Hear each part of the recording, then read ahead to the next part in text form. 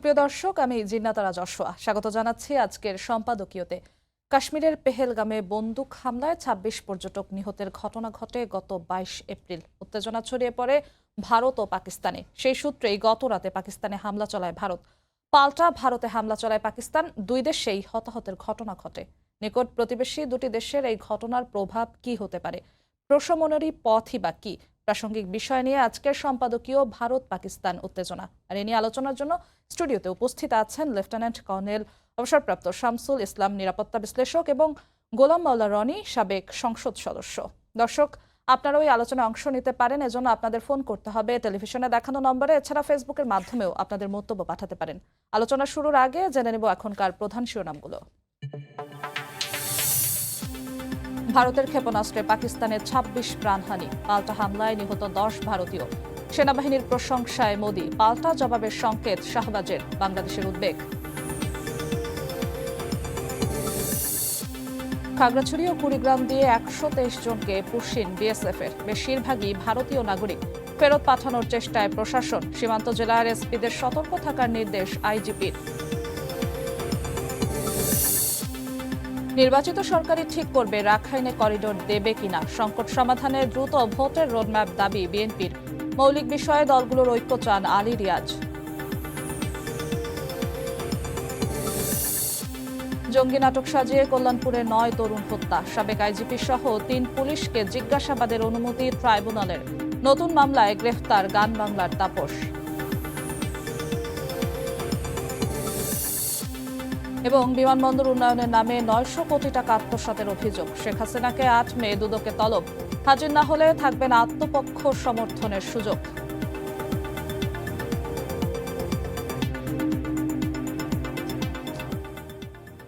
দর্শক, দেখছিলাম প্রধান শিরোনাম। ফিরছি আলোচনায়। আপনাদের দুজনকে আরো একবার স্বাগত আমাদের সম্পাদকীয়তে।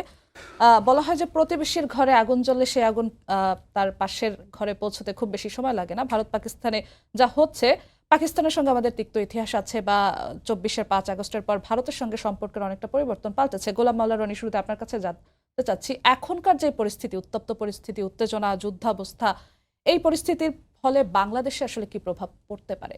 বাংলাদেশে আলটিমেটলি অনেক আগের থেকেই প্রভাব পড়ে গেছে। প্রথমত হলো যে আমাদের যে রাজনৈতিক পট পরিবর্তন, এই পট পরিবর্তনের কারণে আমাদের যে আমদানি বাণিজ্যের অলমোস্ট 46% আমরা এককভাবে ভারতের সঙ্গে করছি।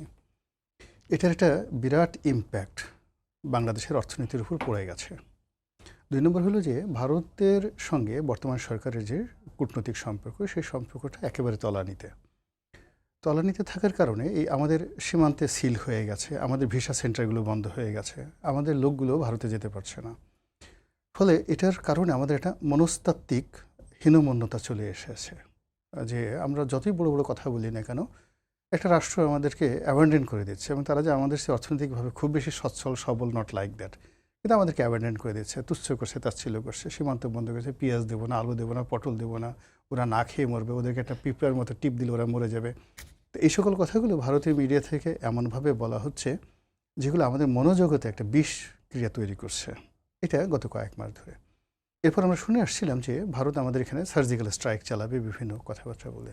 তো এই যে 3টি ডাইমেনশনে আমাদের শরীর, মন, মস্তিষ্কের উপর, ব্যবসা বাণিজ্যের উপরে যে চাপ তৈরি হয়েছে, সেই চাপের প্রেক্ষিতে এখন যে হঠাৎ করে যুদ্ধ শুরু হয়ে গেল ভারত এবং পাকিস্তান, এখানে আমাদের জন্য যে আতঙ্কের দুটো বিষয় আছে। প্রথম হলো ইন 1965 যখন যুদ্ধ হলো ওদের সঙ্গে আমাদের, তখন আসলে এই বঙ্গ মানে পূর্ববঙ্গ বলতে গেলে অরক্ষিত ছিল, এবং আপনারা জানেন যে বাংলাদেশকে কেন্দ্র করে সেই নেহরু ডক্ট্রিন নামে ওদের একটা প্ল্যান আছে। অর্থাৎ ওরা যেভাবে হায়দ্রাবাদ দখল করেছে, ওরা যেভাবে সিকিম দখল করেছে, একইভাবে বাংলাদেশকে একীভূত করার জন্য they had a master plan, they have, মানে তাদের এখনও পর্যন্ত আছে।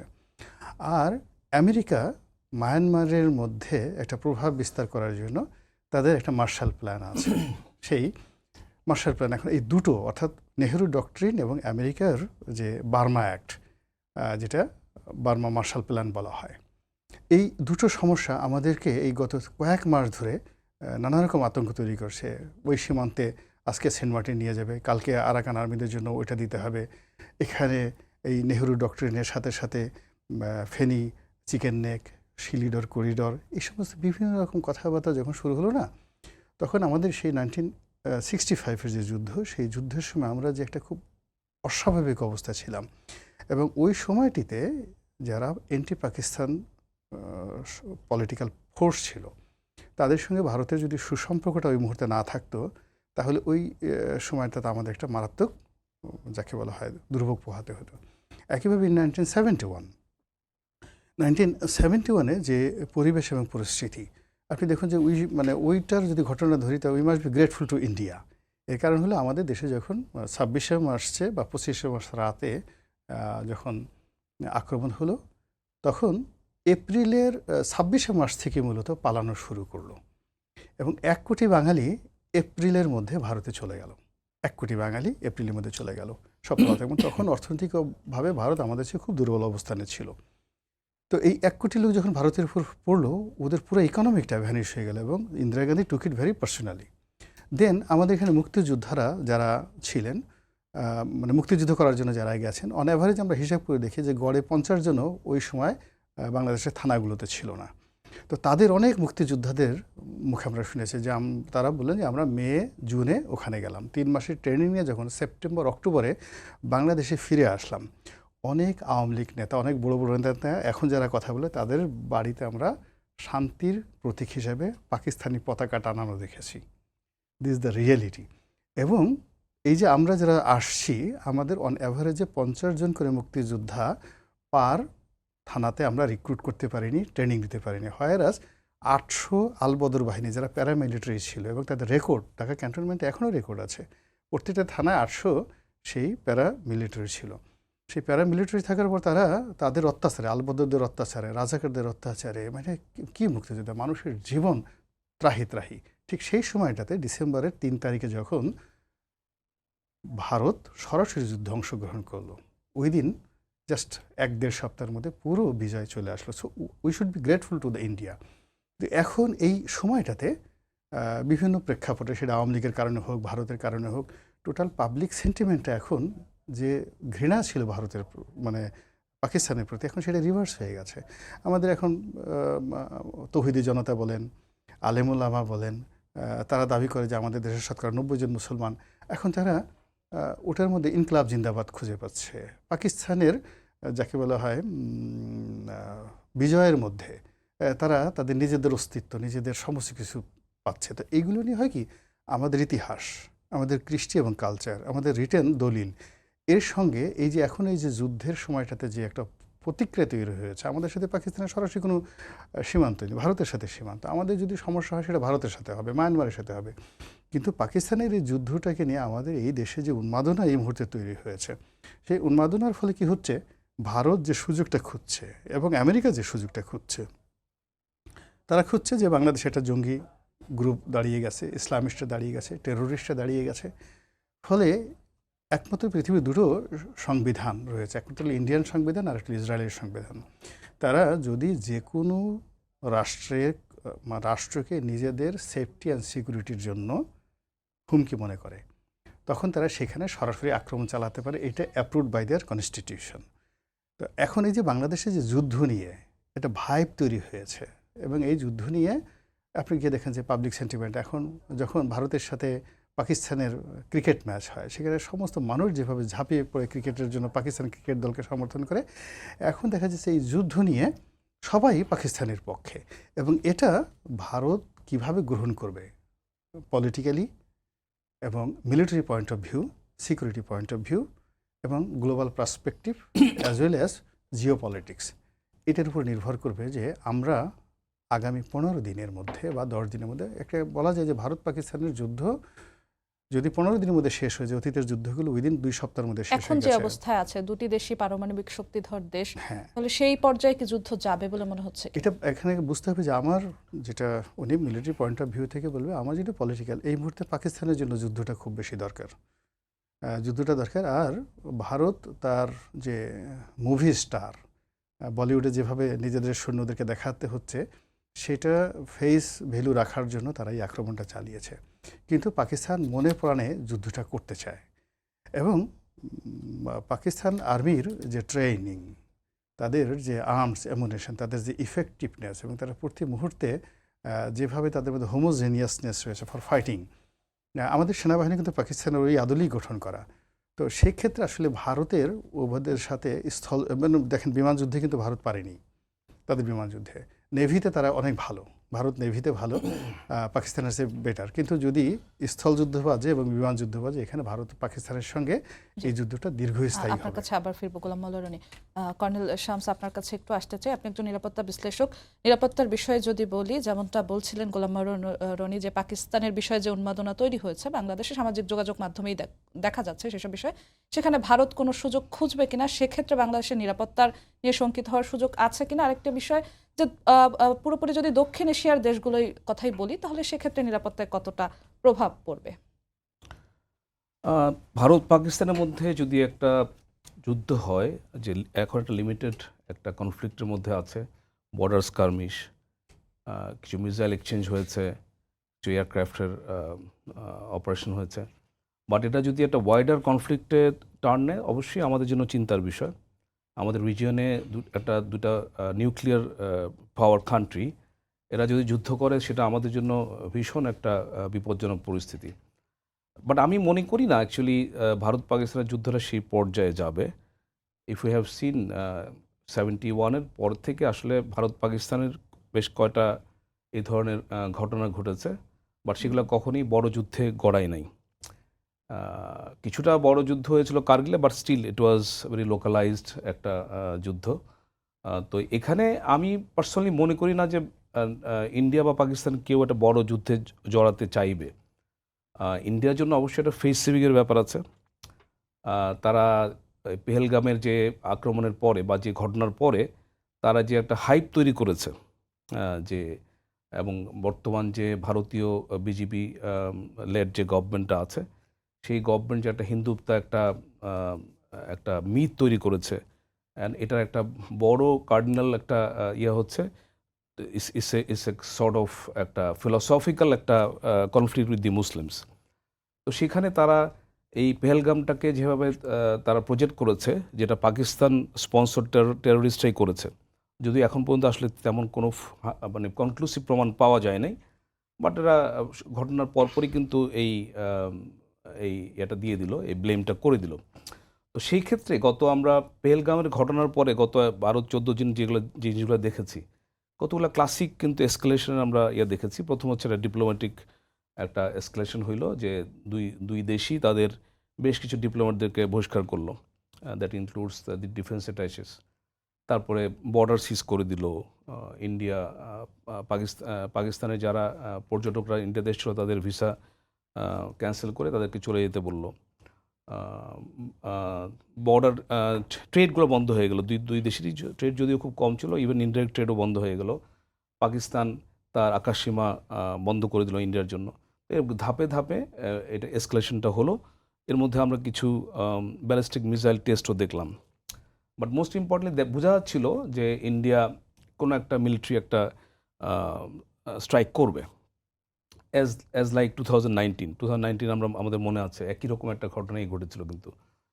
তো সেইটা ইন্ডিয়া করেছে। এটা লিমিটেড ছিল, এবং ইন্ডিয়া যেভাবে ক্লিয়ারলি বলেছে যে দেয়ার ওয়াজ নো মিলিটারি টার্গেটস, এটা পিওরলি তারা বলেছে যে এটা কিছু লস্করি তৈবা তাদের কিছু অ্যাসোসিয়েটেড টার্গেট ছিল, দি টেররিস্ট টার্গেট। এবং তারা ক্লিয়ারলি বলেছে যে আমরা ইট ওয়াজ ভেরি প্রেসাইজ, লিমিটেড, এবং এটা আমরা আর এসকেলেট করতে চাই না, নন এসকেলেটরি। তাদের বোঝা যাচ্ছে তারা কিন্তু আসলে খুব ওয়াইডার কনফ্লিক্ট চায় না। এখন পাকিস্তানের জন্য একটা ফেস সেভিংয়ের ব্যাপার হয়ে গেল। এখন ইতিমধ্যে আমরা কিছু জিনিস দেখেছি যে যেটা আমরা সোশ্যাল মিডিয়াতে মোস্টলি পাচ্ছি, যে বেশ কিছু ইন্ডিয়ান প্লেন ডাউন হয়েছে। এটার 100% এখনও প্রমাণ পাওয়া যায়নি, বেশ কিছু ছবি আমরা দেখছি। তো যদি সেটা হয়, যদি আসলেই কিছু প্লেন ডাউন হয়ে থাকে, তাহলে এটা ইন্ডিয়ার জন্য একটা বড়সড় ঘটনা, because that's will really question India's capability. India Rafale plane নিয়ে এসে ইন্ডিয়ার অনেক হাইপ তৈরি করেছিল, কিন্তু রাফায়েল যদি এখন আসলে ওরকমভাবে পারফরমেন্স করতে না পারে, এটা ইন্ডিয়ার জন্য একটা সাইকোলজিক্যাল ডিজাস্টার অ্যাজ ওয়েল। তারপর আমি মনে করি না যে এটা দুই পক্ষই চেষ্টা করবে যেন একটা ফুল স্কেল মিলিটারি কনফ্লিক্টে না যায়। অ্যান্ড মোস্ট ইম্পর্টেন্টলি যেহেতু দুইটা নিউক্লিয়ার পাওয়ার কান্ট্রি, ইন্টারন্যাশনাল কমিউনিটিও চেষ্টা করছে, I am sure intense negotiation চলছে। আর ইন্ডিয়ার ক্ষেত্রে যেটা হয়েছে, ইন্ডিয়া যে ইন্টারন্যাশনাল সাপোর্টটা আশা করেছিল পেহেলগাম অ্যাটাকের পরে, সেরকম সাপোর্ট কিন্তু পায় নাই। On the other hand Pakistan, China full support পাচ্ছে, এটা তো ইস এ ওল্ড অ্যালাই। টার্কির একটা ডিসাইসিভ সাপোর্ট পাচ্ছে, এবং অফকোর্স পাকিস্তানের সাথে মিডল ইস্ট কান্ট্রিগুলোর খুব ভালো একটা ইয়ে আছে, এবং যদিও ইন্ডিয়ার সাথেও আছে, বাট এখানে মিডল ইস্টার্ন কান্ট্রিগুলো, পার্টিকুলারলি ইউনাইটেড আরব এমিরেটস বা কাতার, তারা কিন্তু দুই পক্ষকেই কিন্তু রেস্ট্রেন করার জন্য ট্রাই করবে। মোস্ট ইম্পর্টেন্টলি ইন্ডিয়া কিন্তু ইউএসেরও কোনো বড় সড়ো সাপোর্ট পায় নাই। আজকে ডোনাল্ড ট্রাম্প ফর গতকাল বলেছেন, ডোনাল্ড ট্রাম্প সে- ক্লিয়ারলি বলেছে ইটস এ শেম, যখন পাকিস্তানের ইন্ডিয়ার এটা। সো এই সবগুলো মিলে আমি মনে করি ইন্ডিয়াও চাইবে ডিএসকেলেট করতে, পাকিস্তান কিছু ফেস সেভিং করলেও at the end both the countries will deescalate, try to deescalate. তারপর যুদ্ধের কথা বলা যায় না আসলে, একটা মিসস্টেপ, একটা রং, একটা মানে কিছু একটা অনেক সময় সিচুয়েশনটাকে আউট অফ কন্ট্রোল করে দেয়। But still I believe that এটা একটা লিমিটেড একটা ওয়ারের মধ্যে, একটা ওয়ার বলা যাবে না আসলে, কনফ্লিক্টই বলি আমরা আপাতত, এটার মধ্যেই থাকবে। জি, আপনার কাছে আবারও ফিরবো গোলাম মোল্লা রনি। যেহেতু ইন্টারন্যাশনাল বিষয়গুলো চলে আসলো, ডোনাল্ড ট্রাম্প বলেছেন বিষয়টিকে হতাশাজনক বা লজ্জাজনক বলেছেন, এবং এই সংকটের সমাধান তিনি আশা করেছেন, এবং উদ্বেগ জানিয়েছে জাতিসংঘ। বরাবরই তারা যেমনটা জানায় বিভিন্ন ইস্যুতে, ভারত ও পাকিস্তানের মধ্যে যুদ্ধ বিশ্ব নিতে পারবে না এমনটা বলেও তিনি সতর্ক করেছেন। পাকিস্তানের পাশে দাঁড়ানোর ঘোষণা দিয়েছে তুরস্ক, আর ভারতের পাশে ইসরায়েল। তো উভয় পক্ষকে সংযত হওয়ার আহ্বান জানিয়েছে চীন। তো বিশ্ব রাজনীতির শক্তিধর দেশগুলো কি এই বিষয়ে হস্তক্ষেপ করা তৈরি করবে কিনা, সেক্ষেত্রে কোনো শঙ্কা তৈরি হচ্ছে কিনা? প্রথমত হলো যে এই যুদ্ধের সবচেয়ে মারাত্মক যে দিক, সেটা হলো অর্থনৈতিক দিক। সত্যিকার অর্থে এই মুহূর্তে সারা দুনিয়ার যে অর্থনীতি, করোনা এবং ইউক্রেন যুদ্ধ, এই যুদ্ধের ফলে আমাদের ব্যাকবোন, সারা পৃথিবীর ব্যাকবোন ভেঙে গেছে। এবং সেখানে এখন যদি ভারত এবং পাকিস্তানের এই যুদ্ধটা শুরু হয়ে যায়, সেক্ষেত্রে ইরানের ইকোনমি, রাশিয়ার ইকোনমি এবং এমনকি আমেরিকার ইকোনমি, যেগুলো ভারতের সাথে ভেরি রিলেটেড, এমনকি চায়নার যে ইকোনমি, মারাত্মক অবনতি হবে। 2 নম্বর হলো যে পাকিস্তানের এই মুহূর্তে সাকুল্যে বোধহয় $5 বিলিয়ন আছে তাদের ফরেন রিজার্ভ। তো এখন $5 বিলিয়ন ফরেন রিজার্ভ নিয়ে তারা যে যুদ্ধ করবে, এই যুদ্ধ ভারতের সাথে, ভারতের যে এই মুহূর্তে ফরেন রিজার্ভ তাদের মানে কয়েকশো গুণ বেশি। তো এখানে যে লাইন, মানে আপনার যে কোনো একটা যুদ্ধ চালানোর জন্য যে একটা রসদ সাপ্লাই, অ্যামুনেশন সাপ্লাইয়ের জন্য যেটা লাইন আপ থাকে, সেই লাইন আপের জন্য ওদের ইনভেস্টমেন্ট নাই, পাকিস্তানের ইনভেস্টমেন্ট নেই, কিন্তু ভারতের যেটা আছে সেটা তাদের রিজার্ভ আছে, দেখে নেন। কিন্তু পাকিস্তানের যে সুবিধাটা, সেটা হলো তারা জল, স্থল এবং অন্তরিক্ষে 3 দিক থেকে, অর্থাৎ আকাশপথে, তারপরে সেটা সমুদ্রপথে এবং স্থলপথে, এই যুদ্ধ 2 থেকে 3 বছর, 5 বছর লং টার্মে চালিয়ে নেওয়ার জন্য যত গোলা বারুদ দরকার, যত অস্ত্র দরকার, সেটা তারা আনতে পারবে কোনো টাকা ছাড়াই। এবং ভারতকে অপদস্থ করার জন্য, ছোট করার জন্য there are many international organisation, countries, যারা পাকিস্তানকে এই অস্ত্রটা সরবরাহ করবে। এটা তাদের একটা কিন্তু বিরাট ফ্যাসিলিটিস। তাদের আফগান বর্ডার আছে, তাদের চায়না বর্ডার আছে, তাদের ইরানের বর্ডার আছে। এর সঙ্গে সঙ্গে আকাশপথেও তারা মানে ভারতকে কোনো রকমই না দিয়ে তাদের স্বাধীনভাবে তারা কিন্তু অনেক দেশের সাথে যোগাযোগ করতে পারছে। ফলে আমার কাছে যেটা ব্যক্তিগতভাবে ওনার সাথে আমি একটু বিনয়ের সাথে দ্বিমত করি, যে মূলত যখন পৃথিবীতে কোনো একটা জায়গাতে খুব 3-4টা জিনিস খুব বিশৃঙ্খল হয়, যখন যেখানে খুব অর্থনৈতিক অবস্থা, রাষ্ট্রের খুব অর্থনৈতিক অবস্থা খারাপ হয়, ইন্টারনালি ক্ষমতা হারানোর যারা আছে তাদের একটা সম্ভাবনা থাকে, তখনই তারা এরকম একটা যুদ্ধ বাঁধিয়ে দেয়। তো পাকিস্তানের যদি ইন্টারনাল কনফ্লিক্ট এই মুহূর্তে দেখেন, যে শাহবাজ শরীফের যে সরকার, এটা আর্মি ব্যাকড একটা গভর্নমেন্ট, এবং এই সরকারের জনভিত্তি ইমরান খানের মতো নয়। ফলে যখন এরকম একটা যুদ্ধের মতো একটা ঘটনা ঘটবে, তখন সঙ্গতির কারণে এই দেশের যে অভ্যন্তরীণ গণতান্ত্রিক যে বিষয়গুলো, সেই বিষয়গুলো চেপে থাকবে। ফলে সরকার তার অস্তিত্বের সাথে, আদারওয়াইজ এখন ইমরান খানকে জেল থেকে বেরোন করে তার হাতে ক্ষমতা দেওয়ার জন্য যে পাকিস্তান তাকে পদচ্যুত করেছে, সেই মানে সেই যে আমেরিকা তাকে ডোনাল্ড ট্রাম্পের মাধ্যমে মানে তাকে ক্ষমতাচ্যুত করেছে, এখন সেই আমেরিকাই চাচ্ছে যে ইমরান খানের বিচার হোক এবং তাকে বাইরে বের হওয়ার সুযোগ দিয়ে তাকে রাজনীতি করার সুযোগ দেওয়া হোক। তো এই জায়গা থেকে ইমরান খানের এই চ্যাপ্টারটাকে ক্লোজ করার জন্য শাহবাজ শরীফ এবং সেনাবাহিনী, কেননা তার সাথে মূল কন্ট্রাডিকশন ছিল সেনাবাহিনীর, তো কাজেই তারা চাইবে যে এরকম একটা জিনিস চলুক, কিছুদিন চলুক। এখন কিছুদিন যদি চলতে হয় এয়ার স্ট্রাইক, এটা ভেরি কস্টলি। সেক্ষেত্রে হয়তো পাকিস্তান বা ভারত উভয় রাষ্ট্রই যাকে বলে এখানে একটা তাদের যাকে বলা হয় কার্পণ্য দেখাবে। মানে একটা রাফেল প্লেন যদি নষ্ট হয়ে যায়, একটা কত $8 মিলিয়ন বোধ হয় বা $800 মিলিয়ন বোধ হয়, এরকম দাম আমি জানি না, 300 মিলিয়ন 300 বলে এরকম হতে পারে। তারপরে আপনি MiG-29 is very costly, MiG-29 এগুলো যদি নষ্ট হয়ে যায় ভেরি কেবল। ওই জন্য তারা করবে কি, স্থলে যদি এটা চলে যায়, স্থলে চলে গেলে তাদের মানে তারা যে কাজটা করবে সেগুলো পাকিস্তানের দুটো ফ্রন্ট আছে, ওরা ওদেরকে বলা হয় ইস্টার্ন ফ্রন্ট, মানে ভারতের যেটাকে বলা হয় ওয়েস্টার্ন ফ্রন্ট, অর্থাৎ পাঞ্জাব সীমান্ত এবং কাশ্মীর সীমান্ত। এবং কাশ্মীর সীমান্তে আলটিমেটলি তাদের কিন্তু স্থলযুদ্ধ শুরু হয়ে গেছে, অর্থাৎ পাকিস্তানের আর্মি এই মানে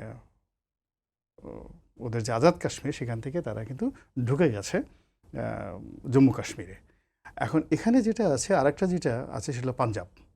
তো পাঞ্জাব রেজিমেন্টটা হলো ভেরি ভেরি স্ট্রং। এখন এই পাঞ্জাব রেজিমেন্টে যদি পাকিস্তান আর্মি ঢুকে যায়, অপারেশন চালাবে, 1965 কিন্তু সেম ঘটনা ঘটেছে, 71 কিন্তু সেম ঘটনাটা ঘটেছে। এবং সেই স্থল যুদ্ধটা হলো পাকিস্তানের জন্য সবচেয়ে পজিটিভ, তারা এখানে ভালো করতে পারবে, স্থল যুদ্ধে ভালো করতে পারবে।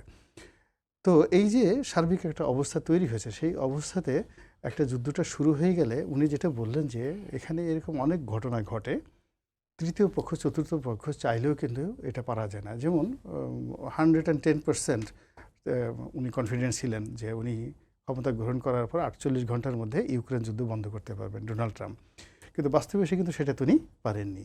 তিনি একেবারে ডিটারমাইন্ড ছিলেন যে তিনি ইউক্রেনকে সাহায্য করবেন না, কিন্তু আলটিমেটলি এখন দেখুন যে তার সাথে তিনি চুক্তি করতে বাধ্য হয়েছেন এবং দ্বিতীয়বার তার সাথে দেখা সাক্ষাৎ করে এখন তাকে মিলিটারি সহযোগিতা দিতে বাধ্য হচ্ছেন। তো যুদ্ধ এমন একটা বিষয়, এটা যদি একবার শুরু হয়ে যায়, এটা ওটা একটা ডিজাস্টার তৈরি না করা পর্যন্ত এটা শেষ হয় না। তো অতীতে যেভাবে ধরেন 10 দিন 3 দিন 4 দিন 5 দিন এইভাবে ভারতের যুদ্ধগুলো শেষ হয়ে গেছে, আমাদের আশা থাকবে, প্রেয়িং থাকবে এটা এর মধ্যেই শেষ হোক। কিন্তু তার সঙ্গে সঙ্গে আমাদের যে প্রধান উপদেষ্টা যে কথাটা বলেছেন, উইথ ডিউ রেসপেক্ট, আমি মনে করি যে বাংলাদেশে একটা প্রস্তুতি থাকা দরকার। কারণ আপনার চারিদিকে যখন এরকম অশান্তির বাতাস, আপনি তখন শান্তির নিদ্রা যাবেন, এতে কোনো মানে যাকে বলে সুবিধা নেই। এখানে আমি আপনাকে দুটো ইকুয়েশন বলি বাংলাদেশের পলিটিক্সের। আমাদের এই দেশের রাজনীতি সেই 50-এর দশক থেকেই আমেরিকা একটা বিগ ফ্যাক্টর। রাশিয়া যখন সোভিয়েত ইউনিয়ন ছিল তখন তার একটা বিগ ফ্যাক্টর। তো আমেরিকার যে পলিসিটা এখানে দুটোভাবে হয়, অর্থাৎ আমেরিকা ওয়াশিংটন, দেন ইসলামাবাদ, দেন ঢাকা, এই একটা লবি। আরেকটা লবি হলো ওয়াশিংটন, দিল্লি, ঢাকা। তো এখন সরাসরি বাংলাদেশের বিষয়টা ওয়াশিংটন কখনো সরাসরি করে না। এখন এখানে দেখুন, যদি ভারত জয়লাভ করে, মানে এখানে ভালো করে, তাহলে আমাদের যে লবিটা ঢাকা, ইসলামাবাদ, ওয়াশিংটন, তারা কিন্তু আমাদের এই যে করিডোর চাচ্ছে, মানবিক করিডোর চাচ্ছে, তাহলে ওখানে আমাদের সমস্যা হবে যদি পাকিস্তান পরাজিত হয়। আর যদি ভারতের এই লবিটা হয়, তাহলে আমাদের এই যেটা সৈয়দপুরে যেটা বিমানবন্দর করতে চাচ্ছে চীন, এবং এখানে যে এটা আপনি চিন্তা করেন যে এই যে আমাদের যেটাকে বলা হয় শিলিগুড়ি করিডোর, বাংলাদেশের 1000 বছরের ইতিহাসে 1000 বছরের ইতিহাসে দিল্লির সঙ্গে যত কন্ট্রাডিকশন অ্যান্ড কনফ্লিক্ট হয়েছে, সব জায়গাতে ফার্স্ট কিন্তু এই করিডোরে ওরা আক্রমণ চালিয়েছে। সেই গিয়াসুদ্দিন বলবন, তারপরে ফিরোজ শাহ তুগলক, এরপর অন্যান্য যে সকল দিল্লির সম্রাট আক্রমণ করেছে, তাদের ফার্স্ট টার্গেট ছিল কিন্তু এই শিলিগুড়ি করিডোর।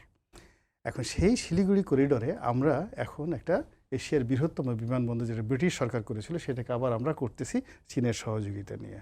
আর ভারত ওই করিডোরের ওই পাশে সৈন্য সমাবেশ করছে, এইভাবে সমস্ত একটা ভাইব তৈরি করা হয়েছে এবং এটা আমাদেরকে ভোগাবে।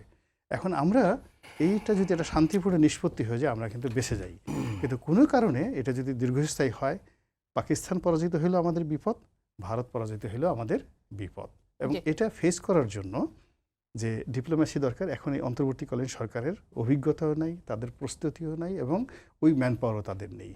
আবার এই সময়টাতে ধরেন যারা আওয়ামী লীগ ছিল তাদের কোনো অস্তিত্ব নেই। বিএনপি আবার যদি হঠাৎ করে একটা ইলেকশনে ডিসেম্বরে আসে, রাতারাতি এসে তারা এই সমস্যাটা সমাধান করতে পারবে না। ফলে কি হবে, আমাদের দেশে 1757 সনে পলাশির যুদ্ধের পর এই যে এরকম একটা পরিস্থিতি তৈরি হয়ে গেছিল। তার ফলে 1770 সনে আমাদের এখানে যে দুর্ভিক্ষটা হয়েছিল লর্ড ওয়ারেন হেস্টিংসের জমানাতে, টোটাল বাংলাদেশের 25% লোক কিন্তু মারা গিয়েছিল। হোল বাংলাদেশের ওই সময়তে 35 লাখ লোক মারা গিয়েছিল, টোটাল জনসংখ্যার 4/1 ভাগ। বাংলাদেশের প্রভাব পড়ার শঙ্কা রয়েছে এবং দুর্ভিক্ষ, সরাসরি দুর্ভিক্ষ চলে আসবে, সিভিল ওয়ার চলে আসবে। যেমন প্রথমে চলে আসছিল যেটা যে নিরাপত্তার কথা, বাংলাদেশের নিরাপত্তার ঘাটতি আসতে পারে এবং আসলে সেক্ষেত্রে সীমান্তে অনুপ্রবেশ কিংবা সন্ত্রাসী কার্যকলাপ বৃদ্ধিরও কোনো শঙ্কা আছে কিনা, এবং বাংলাদেশের নিরাপত্তা বজায় রাখার জন্য এই মুহূর্তে কি পদক্ষেপ নেওয়া দরকার? আমাদের তো অবশ্যই সবসময় আমাদের প্রিপেয়ার থাকতে হবে নিরাপত্তার ব্যাপারে, যেহেতু বিপ্লবের পরে ভারতের সাথে আমাদের কিছু স্ট্রেস তৈরি হয়েছে। সেই ক্ষেত্রে আমাদের অবশ্যই প্রিপেয়ার থাকতে হবে। রনি ভাই যেটা বললেন যে মিয়ানমারে যে হিউম্যানিটেরিয়ান করিডোর যেটা নিয়ে কথা হচ্ছে, সেটা যদি ইভেনচুয়ালি এটা একটা ইম্পর্ট্যান্ট একটা আসপেক্ট, যার জন্য আমাদের মিলিটারি প্রিপেয়ারনেস দরকার আছে। কিন্তু পার্সোনালি আমি মনে করি না যে ইন্দো পাকিস্তান যে কনফ্লিক্টটা আমরা দেখতে পাচ্ছি, সেই কনফ্লিক্টের ডিরেক্ট মিলিটারি ইম্প্যাক্ট আমাদের বর্ডারে আছে। মানে ভারতের একটা বড় সমস্যা হচ্ছে, ভারত কিন্তু সবসময় দুইটা ফ্রন্টে যুদ্ধ করতে হয়, চায়নার front as well as Pakistan front. যেই কারণে ভারত কখনোই অনেক মিলিটারিলি পাকিস্তানের চেয়ে অনেক সুপিরিয়র হলেও যখন পাকিস্তানের সাথে যুদ্ধ করতে যায় সেই সুপিরিয়রিটি তার থাকে না, এটা নিয়ার প্যারিটি থাকে, কাছাকাছি। এবং কিছু কিছু ক্ষেত্রে আসলে পাকিস্তান একটু ভালো এজ পায় ভারতের against in terms of air force. তো সেখানে বাংলাদেশের এগেনস্টে আরেকটা ফ্রন্ট খোলাটা it will be too fantastic matter, সেটা মনে করি না। বাট আমাদের কিন্তু সবসময় প্রিপেয়ারনেস, আমাদের ইনফ্যাক্ট গত 15 বছরে আমাদের বাহিনীগুলোর সক্ষমতা আসলে কমে গেছে আমি মনে করি। অবশ্যই পার্টিকুলারলি দি ক্যাপিটাল অ্যাকুইজিশন আমাদের যেগুলো হচ্ছে সেগুলো ভালো হয় নাই, অনেক দিন ধরে এয়ারফোর্স ইজ নেগলেক্টেড। তো সেই সব ক্ষেত্রে আমাদের ডিফেন্স প্রিপেয়ারনেস এই ইন্দো পাকিস্তান কনফ্লিক্টের কথা বাদ দিয়েও আমাদের ডিফেন্স প্রিপেয়ারনেস অনেক বাড়ানো উচিত। We have to many people in the army, but আমি জানি না, মানে আই ডেয়ার সে যে আমাদের রিয়েল কম্পিট ক্যাপাবিলিটি আমাদের অনেক এনহান্স করতে হবে। আর বর্ডারে আমাদের যে preparedness in terms of BGB, in terms of the people's integration, সেটা তো করতেই হবে। আজকে আমরা দেখলাম, আপনার ইয়েতে দেখলাম যে পুশিন হচ্ছে, কুড়িগ্রামে হলো এবং চিরং হিল ট্রেক্সে হলো। These are very bad sign. তো সেগুলা আমাদেরকে অবশ্যই যেন এই পুশিংগুলোকে আমরা রিপালস করতে পারি, সেইভাবে আমাদের প্রিপেয়ারনেস থাকা দরকার। আরেকটি বিষয় আমি একটু যুক্ত করতে চাই যে তথ্যের গরমিল দেখা যাচ্ছে দুটি দেশের যখন যুদ্ধাবস্থা, তখন দেখা যাচ্ছে দুটি দেশের গণমাধ্যম যে তথ্যগুলো দিচ্ছে সে দেশের সরকারি দপ্তরগুলোর সঙ্গেও তাদের তথ্যের গরমিল হচ্ছে, বলা যায় কিছুটা তথ্য যুদ্ধও চলছে। তো এই ক্ষেত্রে কি উত্তেজনাটা আরো বেড়ে যেতে পারে কিনা? একটা ইংরেজিতে কথা আছে, truth is the first casualty of war. এটা সবসময় ছিল অ্যাকচুয়ালি। মানে যখন যুদ্ধ হয় তখন অনেক প্রপাগান্ডা হয়, অনেক ডিসইনফরমেশন হয়, মিসইনফরমেশন হয়। আর বিশেষ করে এই সোশ্যাল মিডিয়ার যুগে তো আসলে সঠিক ইনফরমেশন গ্লিন করা খুব ডিফিকাল্ট। তো এটা তো অবশ্যই মানে একটা ইস্যু। আর আমাদের ক্ষেত্রে আমি একটা জিনিস যেটা মনে করি, রনি ভাইয়ের সাথে একটু আমি দ্বিমত করেই বলছি, আসলে আমাদের বেশি হাইপ তৈরি করা উচিত না। This is a war between India and Pakistan, it's not our war. Yes, Muslim হিসাবে আমাদের একটা অ্যাফিনিটি থাকতে পারে, but this is we must not take side with any of the countries here, আমি মনে করি। বিকজ আমাদের আসলে সেই পরিস্থিতি নাই আননেসারি একটা এনিমিটি তৈরি করা। We already have a tension with India, we have to resolve that through discussion. In fact আমাদের স্ট্রং একটা ডিপ্লোম্যাটিক পোস্টারও থাকতে হবে। বাট জাস্ট ইন্ডিয়ার সাথে পাকিস্তান যুদ্ধ হচ্ছে, এই জন্য আমরা খুব বেশি জিঙ্গোইজম দেখানো ঠিক না। This is not to our interest actually. তো যেটা উনি বললেন যে আমরা যদি এরকম দেখানো শুরু করি তখন ইন্ডিয়ার মানে অ্যাটিচিউডটা কী হবে। তো India is very very touchy about certain things, their border, Siliguri corridor কথা বললেন। তো শিলিগুড়ি করিডোর তো এটা ইন্ডিয়ার vulnerability, that's all right. But আমি আরেকটা জিনিস আপনাদেরকে ছোট্ট করে একটা জিনিস বলি যে খুব ইন্ডিয়ার থেকেই কিন্তু বেশি ছড়াইতেছে যে আমরা সৈয়দপুরে বিশাল এয়ারপোর্ট করতেছি, আমাদের this is basically planned being planned Siliguri corridor মাথায়। আসলে তা না, কিন্তু বাংলাদেশে অনেকগুলা এয়ারফিল্ড ছিল যেগুলোর ক্যাপাবিলিটি আরও আগেই বাড়ানো দরকার ছিল। অনেকগুলা এয়ারফিল্ড ডিসইউজড হয়ে গিয়েছিল। তো আমাদের ইকোনমিক ডেভেলপমেন্টের জন্য দরকার আছে। বাট অফকোর্স এয়ারপোর্ট থাকলে সেটা মিলিটারি ইউজও হয়। But I don't think interim government এরকম কোনো সিদ্ধান্ত নিয়েছে from military point of view আমাদের সৈয়দপুর বিমানবন্দরটাকে বাড়াইতে হবে। এগুলা মোস্টলি সোশ্যাল মিডিয়ার প্রপাগান্ডা, এবং ইন্ডিয়ায় কিন্তু এই প্রপাগান্ডাটা বেশি করছে।